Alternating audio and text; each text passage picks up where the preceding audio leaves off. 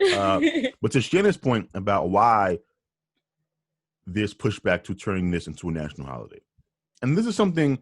Look, I am neither a Republican nor a Democrat. Right? I'm like Shannon, an independent, but I register a certain way to vote.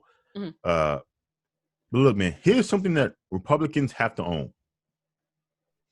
The Republican strategy for winning races, whether that's state races, mayoral races, presidential races, their strategy is to limit the number of people that can vote from areas where they believe they will not get votes in support of their candidate.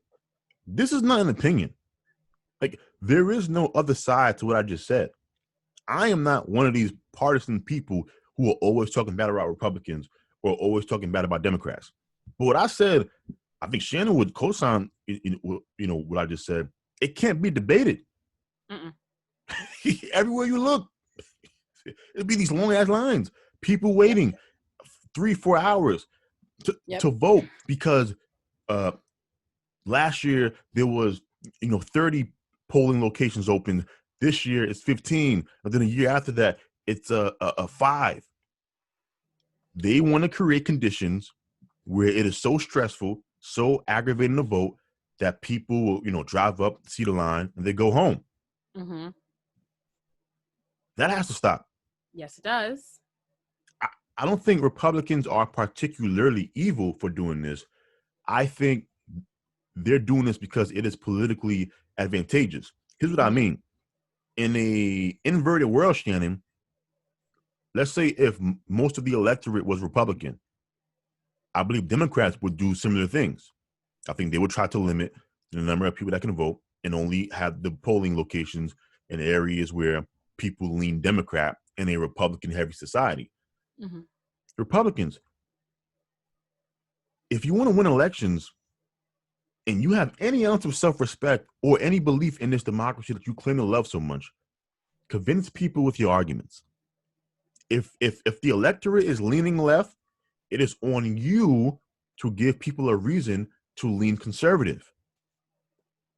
Limiting voting times, closing down polling locations, these open you up for Democrats to call you guys racist because these things tend to happen in mainly black neighborhoods, black areas. Mm-hmm. Because now, I don't think they're doing it because they're black.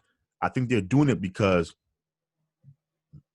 black people in these places don't vote conservative. Mm-hmm. If they did vote conservative, Shannon, I think they wouldn't be waiting 3-4 hours in line. But it has to stop either way. It does have to stop. And also, don't put your ballot in the mail. Sorry, I can't stress that enough. I know a lot of people have already done that, but I don't know why. It's kind of a late message, Shannon. You just won't go. Don't put your ballot in the mail. A couple of them are gone already. So the voter suppression has to stop. African Americans. Now, here's one thing I don't get with Democrats, though. Year after year, they're going to do this. Mm-hmm. Don't you think by now there should be some type of democratic strategy for this? Like, if I was, a leader in the DNC and we have a presidential race coming up, I would tell my staff, all right, now we know these Reds are going to try and, suppress the vote. We know this. How come there's not some plan of action where, and here's what I mean, something as simple as, we're gonna rent out a bunch of buses so that we can take people from neighborhoods where the polls are closed, bus them to places where the polls are open, pass out chairs for old people and people so that they can sit down in line. If it's cold, give them hand warmers, blankets. Yes. How come nobody's doing this? I agree with that, but the Democrats are also pushing mail-in ballots this year, which they shouldn't be. Which was dumb. I know. Exactly. It is dumb, but that's exactly why these conversations aren't being had for this election. Because of the pandemic, they are pushing mail-in ballots, which is, again, very stupid. Very stupid. Okay, but why haven't they done this in past elections, though? I have no clue.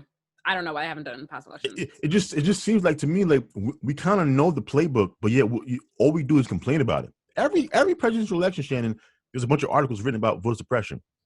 We get the memo. You know what's coming. Mm-hmm. By the way, Shannon, it's going to come in 2024. It is going to happen in 2024. What's the game plan? Mm-hmm. You're just going to complain and write articles and go on CNN and MSNBC about, oh my God, the Republicans just press the vote. Will we even be alive in 2024? I don't know. This is a serious question that I asked myself, but we'll see.